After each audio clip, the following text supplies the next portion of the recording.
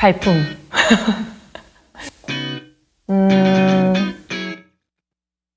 큰 가방이요.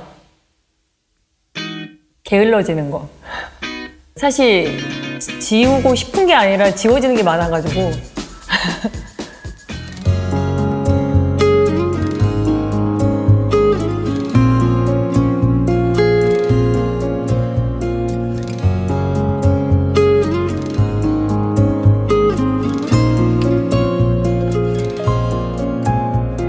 안녕하세요. 카카오벤처스 정신아입니다. 카카오벤처스는 기술이 필요한 미래를 앞당긴다고 믿고 필요한 미래를 앞당기는 사람이 개척자인 창업자라고 생각하고요. 그래서 IT와 소프트웨어로 기존 문제를 푸는 스타트업에 초기 투자를 하는 회사입니다.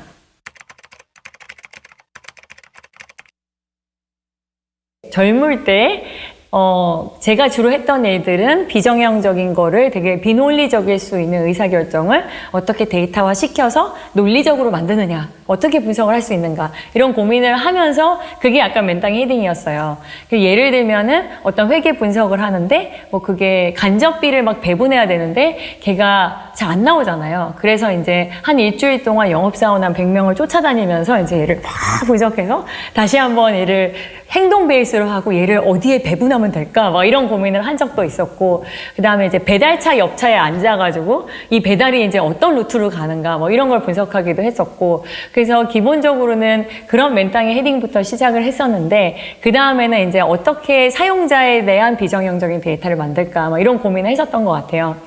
그래서 결국은 제가 흥미를 갖고, 그리고 그 흥미를 느끼는 거에 대해서 예상치 못한 때 항상 기회가 찾아왔었고요. 내가 잘할 수 있을까? 그렇게 생각할 때 주변에서 사실 오히려 너 되게 잘할 것 같아. 이런 이야기를 많이 했던 것 같습니다. 그러다 보니까 VC 이 벤처 캐피탈리스트도 제가 이제 열심히 신규 사업 쪽이랑 뭔가 새로운 서비스를 되게 부딪히면서 만들고 싶다라는 갈증이 막 생길 때 저에게 이제 그런 제안이 왔었고, 근데 너무 다행히도 제 이제 주변에 제가 이런 제안을 받았다는 걸 알게 된 몇몇 사람들이 연락이 굳이 물어보지도 않았는데 제가 굳이 연락을 하셔가지고 너 되게 잘할 것 같아 그러더라고요. 제가 내가 뭘 잘할 것 같은데 이렇게 이제 물어보니까 했던 이야기들이 제가 모르는 이야기였어요. 전 제가 그런 사람인지 모르고 살았거든요, 사실. 한 10몇 년을 그랬는데 저한테 너는 호기심 천국이잖아. 옆에서 되게 피곤해. 그러고 이제 쇼크였고요.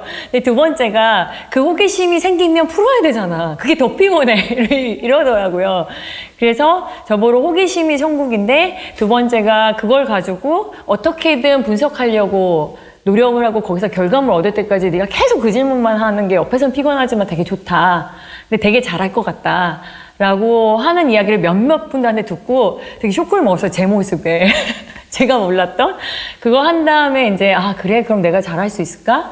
특히 벤처 캐피탈리스트가 후기라면 내가 잘할 수 있는 게 별로 없겠지만, 초기라면 아까 말했던 그런 맨땅에서 헤딩하는 것과 그리고 그런 사람들을 좋아하는 나의 모습과 그걸 어떻게든 왜 잘할 수 있는지를 분석적으로 하려는 걸 같이 합쳐지면 해볼만 하겠다 이런 생각이 들어서 사실 그 두 가지 문제는 풀렸고요.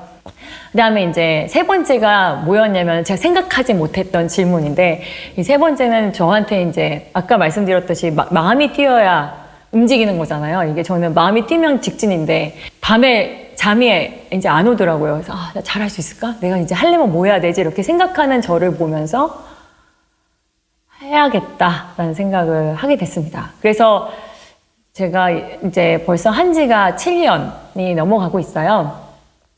하루하루가 너무 즐겁고요. 그리고 하루하루가 되게 도전이고, 그리고 제가 스타트업을 만날 때, 창업자분들을 만날 때 되게 가슴이 뛰는 순간이 많아서 지금도 되게 행복해하며 일을 하고 있고 매번 아침마다 나 어떻게 더 잘하지? 라는 생각을 하면서 살고 있습니다.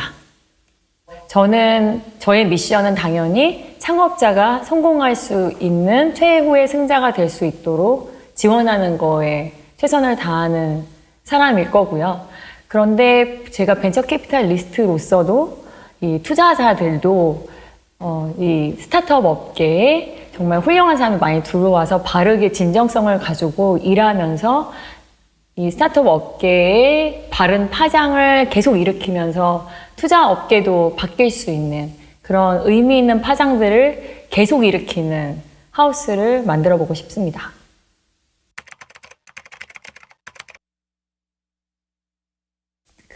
주장하는 리더십이 되면 안 되고 결국 갈 수 있는 토양만 제공을 해주면 되는 거라고 생각을 해요. 옛날에는 사실은 우리가 가는 거야! 뭐 이런 게 주장하는 리더십이 되게 컸지만 이제 사람들이 Y가 되게 중요한 세대인 것 같거든요. 내가 왜 이걸 해야 돼? 라고 할 때 그거를 동감을 해야 되고요. 그리고 사실 지금은 데이터 하나를 얻기 위해서 힘든 게 아니라 되게 디지털로 엄청 노출이 많이 되어 있어요. 그 과정에서 내가 공감하는 것이 무엇냐가 되게 중요한 것 같아요. 그러다 보니까 주장하는 리더십으로는 너무 한계가 많이 있는 것 같습니다. 그래서 다시 아까 뭐 배 얘기했지만 약간 토양으로 생각을 해보면 설 수 있는 곳을 마련해 주는 거죠. 그래서 그 토양에서 예를 들면 진정한 커뮤니케이션이 많이 이루어져야 되는 것 같아요. 그것이 뭐냐면 예를 들면 또 토양에 때로는 못이 있고 때로는 막 그 울퉁불퉁하고 질이 안 좋을 때가 있잖아요. 그럼 이 토양의 질이 좋게끔 하려면 일단 안 좋은 거를 투명하게 커뮤니케이션을 할 수 있어야 돼요. 그거에 대해서 예를 들면 난 리더니까 윗사람은 이런 거 하면 안 돼. 뭐 지적하면 안 돼. 이러면 이제 그 순간 그 토양은 병들기 시작하는 것 같거든요. 그래서 뭐든지 장점이든 단점이든 어떤 계급에 상관없이 말을 할 수 있어야 된다. 그게 되게 중요한 것 같아요. 그래서 표대가 잘 있고 모두가 동기부여를 돼서 앞으로만 막 나아가면 그 앞으로 나가면 그 선원들이라고 해야 될까요? 그 토양 위에 사는 사람들이 자기도 이제 자라나고 그 자라나는 게 전체 회사의 입장에서 이제 이어지는 구조라면 회사의 성장과 이어지는 구조를 만드는 게 가장 중요한 리더십인 것 같습니다.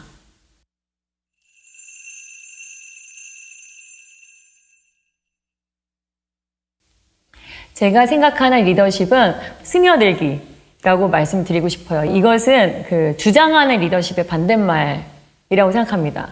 그러니까 앞에서 이렇게 하는 거야 막 끌고 가서 사람들을 내가 끌고 가는 게 아니라 그러니까 토양을 제공해 주는 거예요. 그래서 서로 동기부여가 알아서 되고 알아서 자기 성장을 열심히 하면 그것이 회사와 이어지는 구조가 만들게 되는 그 토양을 만들어주는 거. 이게 이제 존재를 하는 것 같지만 하지도 않은 것 같은데 없으면 안 될 것 같고 그 안에서 이제 모든 사람들이 알아서 막 열심히 자기의 성장을 위해서 최선을 다하는 구조를 만드는 걸 저는 스며들게 하는 리더십이라고 생각합니다.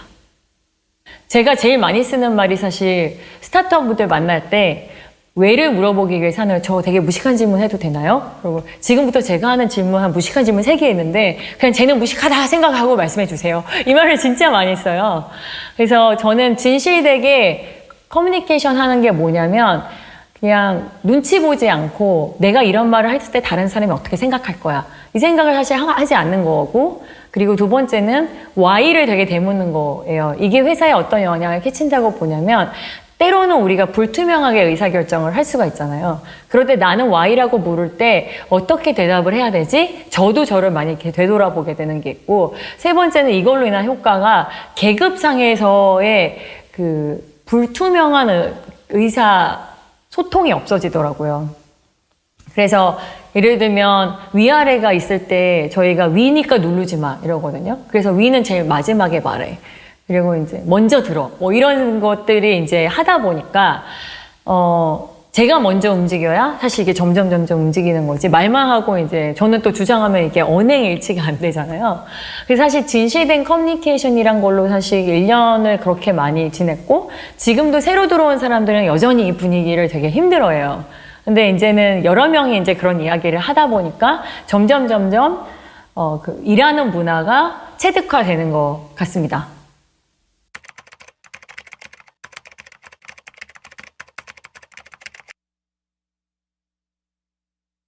근데 디지털에 따른 리더십이란 게 뭘까라고 생각해 보면 이제 사람들이 아까 정보에 대해서 당연히 접근 권한이 다 높고 하기 때문에 디지털을 혁신시키는 게 뭘까라면 사람이 시키는 거라고 생각을 합니다. 그럼 디지털을 혁신을 하려면 그 디지털을 어떻게 써야 할까? 그게 결국 사람이고요. 그래서 이 사람은 어떻게 해야 될까를 보면 저희는 기존에 있는 선입견을 깨게끔 하는 게 역할이에요. 그래서 그 선입견을 깨려면 일단 몇 가지 저희 가치 중에 선입견을 얘기하지 말라. 그리고 과거에 최고였던 것이 지금이 최고는 아니다. 그래서 저희 논의할 때 제일 싫어하는 게 그 과거에 그랬잖아. 다 그래. 이러면 제가 스탑! 그러면서 이거는 빼. 막 이렇게 심지어 약간 살짝 이렇게 올라가지고 말할 때가 있거든요.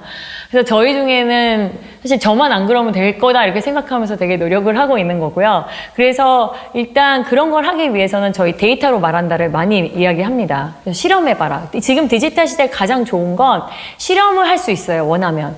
그래서 작은 걸로 일단 저희 내부에서 의사결정을 할 때도 그러면 일단 이거 베타로 돌려봅시다. 저희가 서비스 회사가 아닌데도 불구하고 일단 어떤 프로그램을 런칭할 때 베타로 일단 돌려봅시다. 그리고 나서 다시 결정합시다. 제일 많이 쓰는 것 같아요. 그래서 일단 실험해보고 그리고 결정하자. 그리고 편견으로 말하지 말고 데이터로 말하자. 이렇게 사실 그 이야기를 논의를 항상 하고 의사결정을 하는 게 계속 되다 보면 사람들은 학습의 동물이기 때문에 앞으로도 이렇게 우리는 계속 데이터 위주로 결정을 해야 되겠구나 라는 생각을 하게 되고 이것 때문에 스타트업을 볼 때도 항상 그렇게 생각하게 돼요. 그냥 느낌으로 아니야 별로야 라고 하기보다는 한번 유저 인터뷰를 해볼까 우리가? 라고 생각하기도 하고요. 어떤 걸 검토할 때.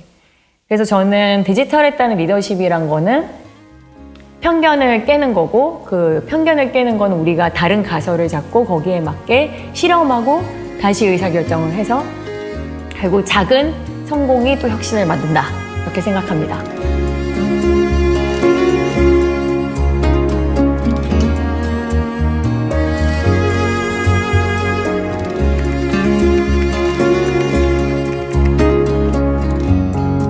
넥스트 노만 시대에는 결국 디지털 시대이고요. 디지털을 누가 사용해서 혁신하느냐? 바로 사람입니다.